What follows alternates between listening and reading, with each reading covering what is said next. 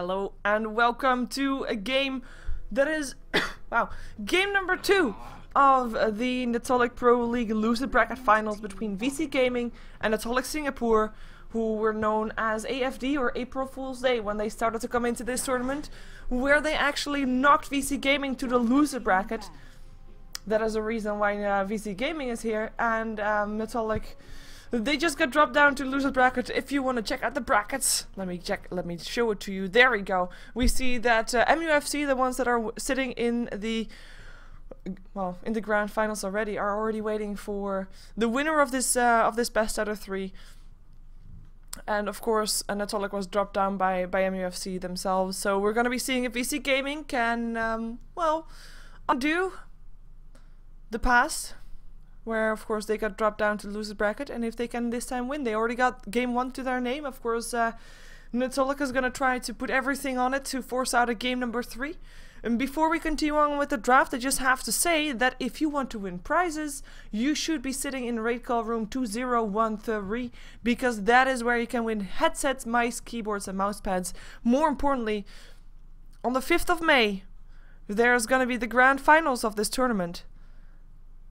And what you can win then is a ticket to the International 3, including hotel and flight. So make sure you sit in that raid call because you want to win that ticket. So now we can jump ourselves over to the draft properly, where we have got the Magnus picked up first by Netolic. Lifestealer making it through to the picking pool. This time it is the Lifestealer that has been picked up by Vici Gaming, who were banning out the Shadow Demon and the Nyx Assassin. Bedrider Lone Druid getting banned out by Netolic this game. Weaver picked up by them. I have to say is quite an early Weaver. We have seen them playing with offlane Weavers before, though. Rave Blue playing that one, as we have got a Dragonite already and a Rubik by Vici Gaming.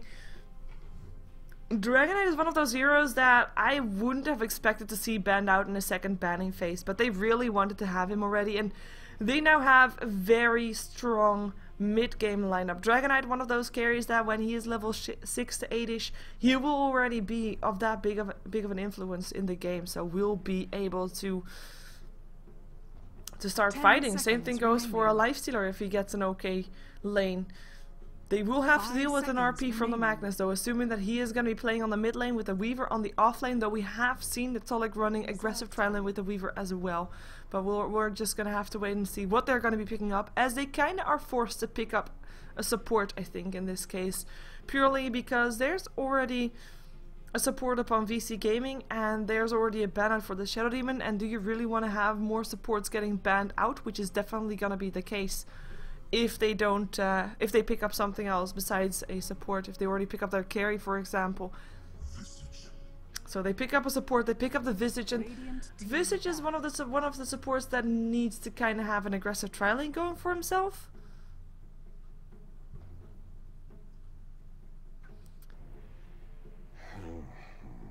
So I'm kind of curious to see how they're gonna be doing this, because we saw them running an aggressive tri-lane in the previous game as well, and it didn't really go as it should. They kinda, well, with the aggressive tri-lane of them not working out, they kinda lost the game, I feel like.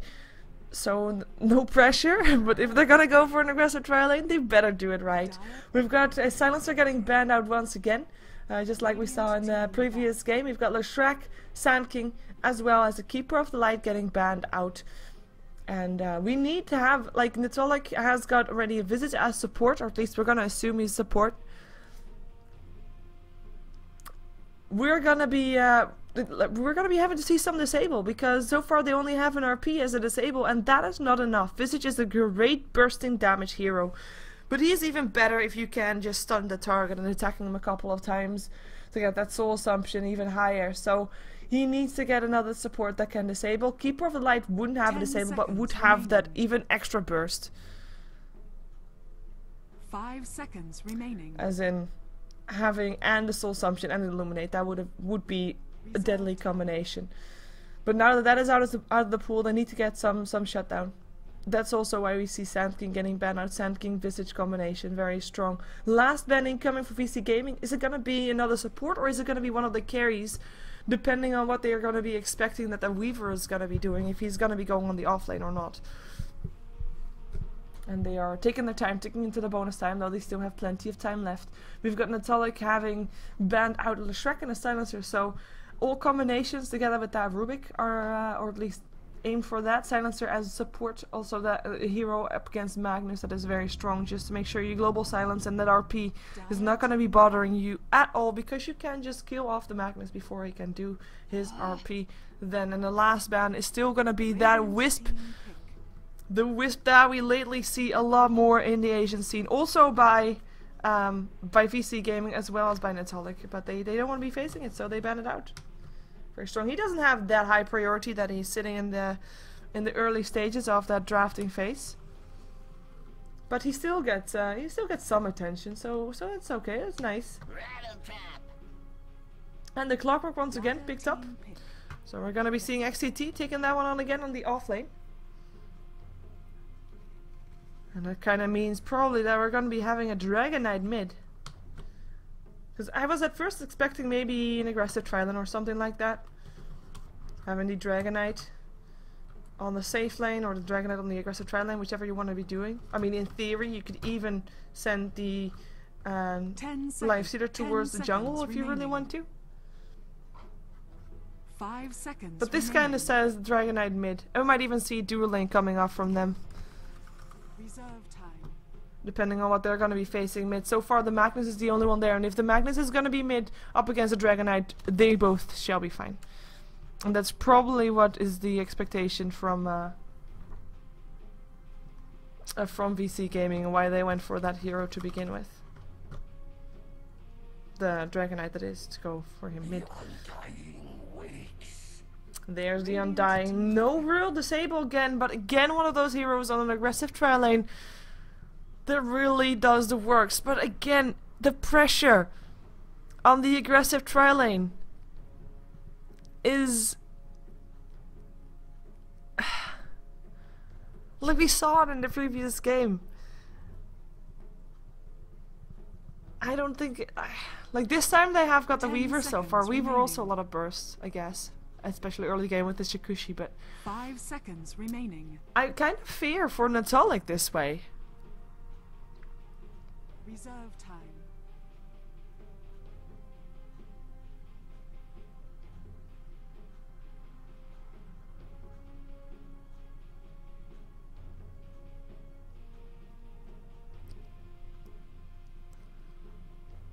By the way, the discussion about Vici Gaming, how you pronounce it or how you say it. Vici Gaming, that's how you pronounce it.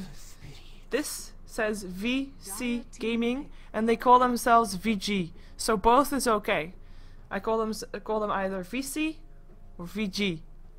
There we go. You can decide what you want to be hearing in that. Vengeful Spirit is going to be the last hero for Vici Gaming. There you go.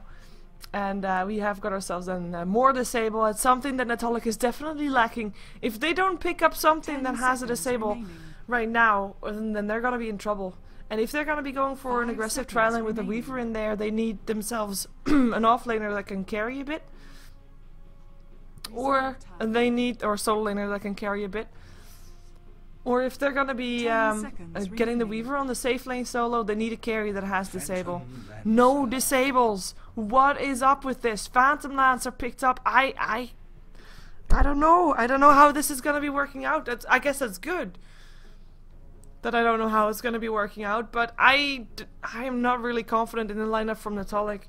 But I guess they will teach me, they'll learn, or at least I will learn how they are going to be making this work. We have got them on the dire side for this game, where we see Lodra KY playing the Undying. We've got Shibix actually playing the Phantom Lancer, so he's probably going to be going solo. Or is he? Ken is going to be on the Magnus. He is going to be going solo. He already went for a fast bottle, has got 3 branches in his inventory, so he is going to go for that fast bottle. It is going to be Wraith Blue who is going to be on the off lane then, or solo safe lane then, with Phantom Lancer going to be on the... Well, one of the two. They can actually switch this around. I kind of hope that Weaver is going to be on the aggressive trial lane, because he's just got a lot more burst. I mean, yeah, Phantom Lancer has got some burst as well. played by Sheever says, I just continue introducing actually KS playing the Visage, but Phantom Lancer's burst is a lot more expensive in terms of his mana, and he can only do that like twice before he needs more mana, and they don't have clarity. So Wraith Flu on the bottom lane, and maybe still a safe lane then. I don't agree with that though. Having a Visage on the safe lane is a bit of a waste, unless they were expecting an aggressive tri lane, but then they're wrong, because that's not going to be the case. We're going to be seeing Vici Gaming on the side of the Radiant. It is ZSMJ playing the Lifestealer, Fenrir on the Vengeful Spirit, FY on the Rubik. We're going to be having CTY playing the Dragonite in the mid lane, as expected, up against that Magnus, and we are going to be having XTT, of course, on his off lane, Clockwork. But again, I'm really not sure how they're going to be doing this. This is going to be 2 dual lanes. Again, I'm dying one of those supports that I'm kind of favoring him in an aggressive tri lane. The rest of it is still there. CTT actually taking a little damage here, but should be able to get himself away. Just fine. More the case will help out at least, but I mean, if you're going to be a dual laning, tri-laning, kinda. Tri-laning, Undying. Or Visage. And you don't have an opponent to harass or to gank or to farm. You're kind of wasting your strength, because your strength is early game spam, early game harassment, early game nuke. So the later on in the game, the less powerful it will become. And next to that, if you're going to be going for a safe lane, you kind of need to have something to keep your hero safe, so you kind of need to have some sort of disable to stop your enemy from going on your carry, and they don't really have that because they don't have any disable apart from the RP. But there's now 4 heroes here on the top-ish. I say 4 because Weaver is actually around there as well, going to come from behind. It is CTT getting locked inside the clocks, getting silenced. Looks like they might want to try and dive this. Never mind. Courier is gonna be getting dived. Hello, Courier. Boom. Radiant's courier has been killed. And that actually was the bottle of the Dragonite. So very nicely done. Very nice kill to have. Is it gonna be enough to keep themselves in the game until that Phantom Lancer is firmed up? That's the question, because that is the question that is gonna be determining the outcome of this game. Is Phantom Lancer gonna be big enough by the time that and Dragonite and Lifestealer are big enough to fight? Because they got 2 heroes that can pull that kind of damage off, and Phantom Lancer is just by his lonesome. So in terms of split push, once again VC having the best of it in the end. And CTT still getting some experience. Definitely now also with the creep wave coming in to help him out with some golden experience. But it is Phantom Lancer that is still free farming, and considering he's free farming, he's a 9 for 2. This is not that great, I have to point that out. Because Dragonite in the meantime is 12 for 7. He has to walk back, because of course this is the result of Courier going down. So this is going to be basically Magnus almost winning his lane, purely because of that. On the bottom lane it is the Lifestealer still free farming as well, 17 to 5. Very, very decent. So overall, oh, we have got some lag that is actually inside the game, not inside of me, as in... this is Dota. There we go.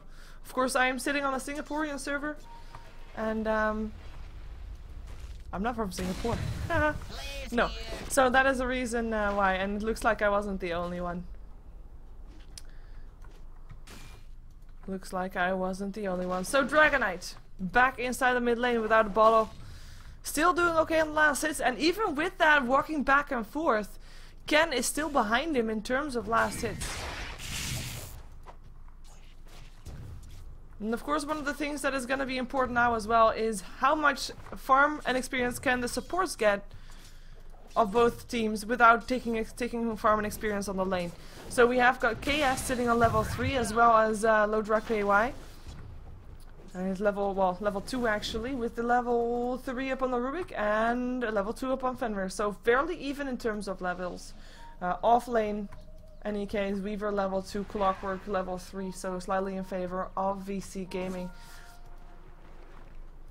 But no first blood on the board just yet, which is kind of interesting because on both sides we have got, of course, 2 roaming supports, or 2 supports that are not really needed on the lane, that can try to go for that first blood, can try to go for a gank on mid, and especially if you know that CTY doesn't have a bottle, you might try to go for that. Especially before he's getting level 6. I mean, he can't really get up again when he's level 6. Oh, that was a bit hasty. But yeah, you can't really gank up Ken anymore when he's level 6, because then he will have his RP. You can't really gank up the Dragon anymore, because then he's got his Dragon form. So, you know, that would be one of the things. But no ganks in the mid lane. No ganks anywhere, really. And Visage and Undying still trying to get some levels. Again, it's a bit of wasted potential, considering they are such good early game heroes, which is normally why they are picked up. Aggressive tri-lanes heroes. But we'll see how this is going to be working out, because so far it's not going bad for netolic.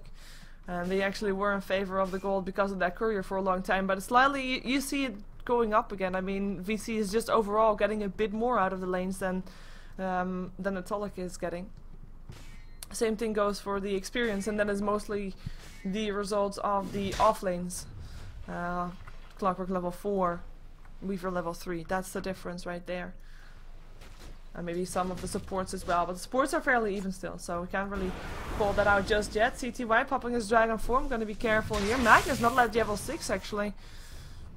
And no mana here for the Dragonite to pop a stun off. And again, I mean, he has got his courier right now again, but courier going top first.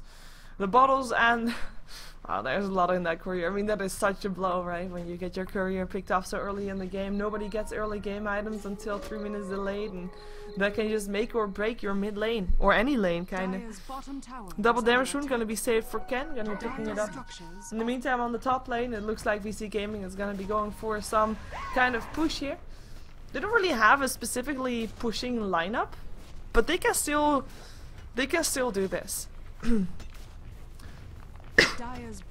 Just by cleaning out the creep wave and knowing that Wave Blue can't really do anything against it. And here comes the gank. It is KS and Lone Drag coming in for the clock. They're gonna dive this. The tower doing a lot of damage to KS. He has to be careful. Tombstone going off. There's the nuke, and the first blood goes to Lodra, and the creeps will be taking on the last of the tower again, and they will be getting some harassment out of that as well, especially with the Tombstone still standing around here. Whoa, Sheever has to be careful. He's actually getting locked inside by the creeps, but will be able to eat his way out again. And gonna be giving him a chance to get away again. First blood on the board, going to netolic, so nice job for them. They're not gonna be getting the tower though, something that was done on the bottom lane. The TPs are gonna come in bottom though. Wraith Blue wants to find an initiation. There goes Central. Here comes an RP though up on 2. Gets a vengeful spirit at least. And that is one to go down. Weaver still went down as well. The Central Ward helping out of course massively with that. But a 1-for-1 trade, I'm gonna say in favor of Vici Gaming, getting that Weaver over a support vengeful. Quite nice. And of course, more importantly, having to have no RP against you for 100 seconds is a very nicely done feat. And it looks like CTY is going to go for this. Courier is hanging around there, going to be pulled away again.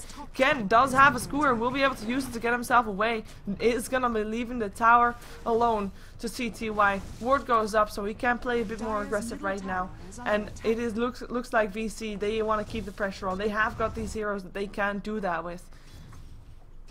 Well, Weaver needs a lot more than he does have right now. Same thing goes for the Phantom Lancer. Again, that's something that netolic just needs. Time. Is VC gonna give it to them? Is the question at hand.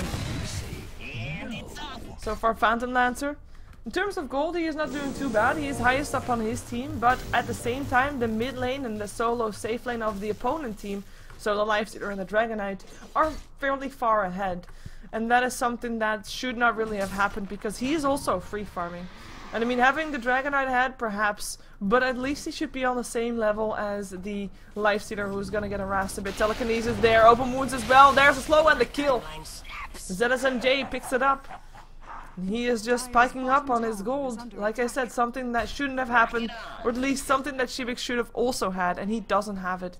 Even though he also had an assist, so in terms of gold of kills, it was even up until now. Of course, with ZSMJ getting the kill just now. You have got Lora looking for a way in. They can't stop him though. Like, you don't have disables.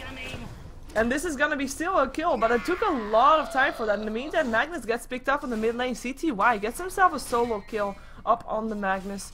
And that is gonna be him dying around there-ish. In the meantime, again, Wraith Blue has to be careful, still level 4. That's right, we have got level 4 still up on him. That's not good. I mean, look at the level difference in general. Of course, it's gonna be slightly in favor of Vici.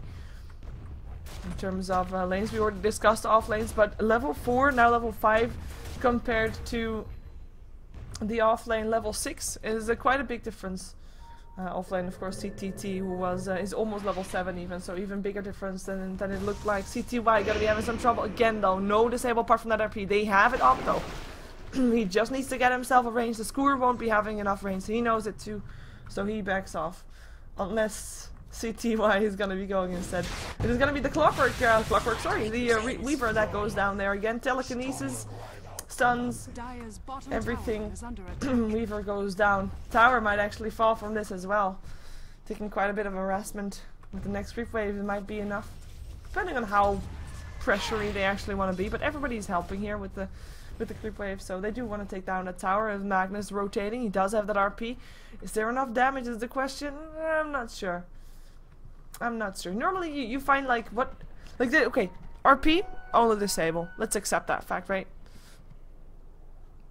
What can follow up on that RP? You've got your decay, you've got your Shikushi, and that is basically the AoE damage that they have. It's not really that much. It is definitely not that much if you compare it to Leshrax or Lina's or Jakiro's. I mean it's okay. Don't get me wrong. But it's not that big, and more importantly, it doesn't have any disable like a Light Strike Array or Ice Path or a Split Earth would have. So it's tough. It is tough for sure, especially if you get RPs and you don't really get anything in return for it apart from a Vengeful Spirit, as that first RP from him indeed only got. But it is time. They're buying time by not really fighting. They're buying time by showing their faces and knowing that their enemies won't be going into the tier 2 tower just yet, won't be diving that far, and therefore they get time for Sheever to farm up. And that is all that they want right now. He is still very far behind that lifestealer though. I mean, that is 2k difference, or 1.8k if you want to be exact. Of course, one thing that we have to keep in mind is that it's 2 towers difference. But that's still not going to be the result of that gap in between the wait a second, in between Sheever and lifestealers. ZSMJ actually rotated, and that is going to be a kill for ZSMJ, killing spree for him. I mean, they know that that Phantom Lancer is the only thing that's standing in between them and victory, probably, but if you can shut it down, then you don't have to be worrying about that, and that is indeed what they're going to be doing. We're actually going to be seeing the Dragonite picking himself up a Shadow Blade, and that is going to be giving him a lot of, well, even more mid-game presence. As it's a hero that normally does it already. I like that FY is done the Shikushi.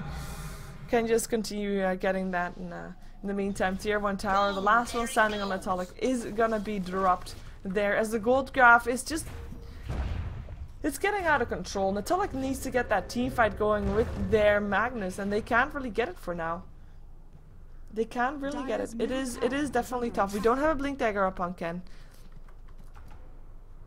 We don't really have anything. Is that the sound that I make? I think so. We've got drums up on Shibix, that's nice. We've got ourselves a Weaver that almost has treads. Yay. Undying doesn't really have anything. Magnus doesn't really have anything apart from mana boots. Is now going top. They want to try and take this fight. Can they find someone? They stun up XTT. Again, at least they might be able to get that one kill. He's still fairly fast though, and he has of course got those cogs, so they won't be able to try and take him. And of course the Vici also doesn't really have anything. On the other side we've got the supports. Really? Really? Magnus wanted to come in from the other side and paid for it. Very, very, very, very tough. No RP, no follow-up. They might be able to get this tower at least. That is nice, but that's of course not what they came for. They wanted to force Vici to defend. Stun up. Phantom Lancer. Tombstone goes up, and his Fenrir that's in a lot of trouble here will be enough. One more hit away from dying. There he goes. ZSMJ coming in though. It is gonna be the Visage that goes down. It's gonna be also the Undying running for his life. Gonna be proving that he's not as Undying as he thought he was. Sheever is gonna be bursted down. Triple kill for CTY's Dragon Knight. And that is not what you came here for. Trading a Vengeful Spirit and a tier 1 tower for having 4 of your heroes killed off. And I say 4 because Magnus definitely can be counted towards that as well. Wraithblue the only one getting away alive. And netolic can't get their foot in the door. I mean, they try. And I mean, it feels like, you know, what the foot in the door, like the whole metaphor Citra stands for. So, just having that opening for you. And it feels like what netolic is doing is that the door is shut, in theory.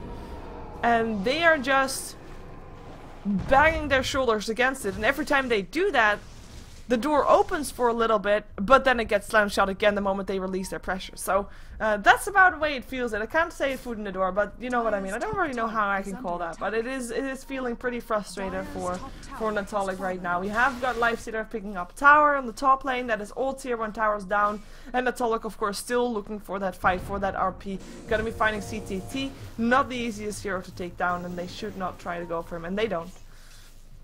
They don't.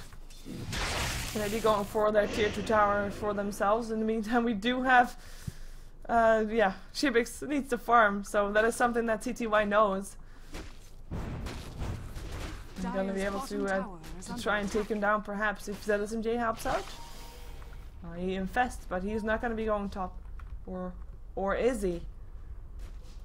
Realizing the fake one, or the real one should be still around there. Shadowblade is of course there. This is the real one. They know that now too. There goes the dust and everything. And the infest out. Sheever on the run. Gonna get bursted down. ZSMJ dominating. 4 for 0 for 5. And this is starting to look bad for netolic Singapore. It is starting to get grim for them. We are gonna be going above the 7,500 gold in favor of Vici Gaming. The 16th minute experience graph looks the same. Hook in, finds the Undying. Undying puts a tombstone up and is still gonna get bursted down, of course. He is still level 7, so bursting him down when you're level 11 and 12 is very easy to do. Dire's top tower, as those are the levels from ZSMJ and CTY, and they're gonna be taking the tier 2 tower as well. The first tier 2 of the game. They're going down here on the top lane. Oh my god, that kinda rhymed. Maybe not. ZSMJ has got himself the armlet complete. Let's see if we can find some more items. I mean, the supports don't really have that much, even though FY almost got himself the Force Staff. But other than that, it's looking good. It's just looking good for VC. And in terms of netolic, they don't really see that much in terms of items. No Diffusal Blade up yet on the Phantom Lance, or no Yasha, whatever he's gonna go for. I mean, it's just not there. You see the net worth. It is almost a double amount that ZSMJ has compared to Sheever, and they were on the same type of lane, a safe lane solo with 2 supports hanging around there to protect them. And it's not really working out for them.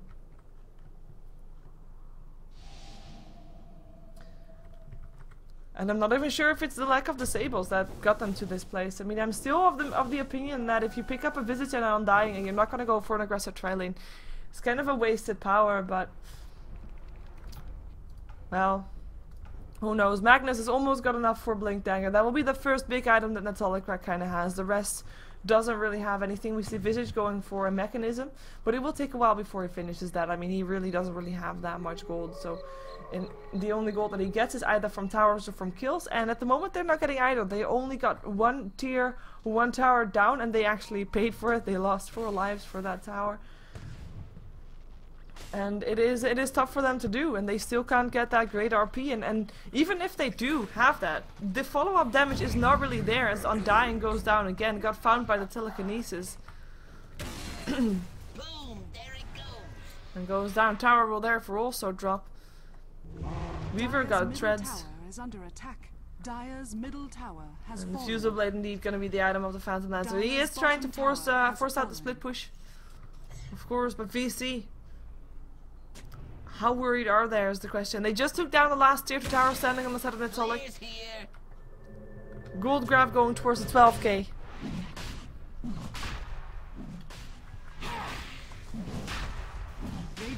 tower is under And the attack. Roshan gonna be killed off by Vici. Something that Netolic can't really fight, though it is of course the...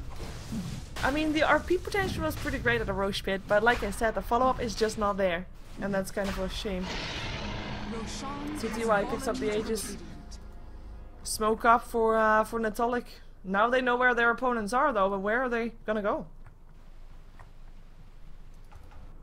Armlet up on CTY as well. And the Shadowblade gonna be going to find someone. Wave flew. Just went past the ward, gonna be TP'd out. Still undying around there though, but they don't know that. So they're gonna be just going for the neutrals. Why not, right? Why not?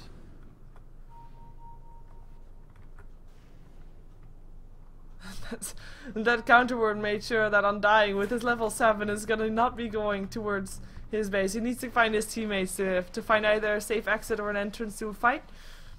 Or towards the side jump where TP score can't go back towards the top lane. But that level 7 Undying, half the levels of the highest level in the game, it is starting to get a bit out of hand.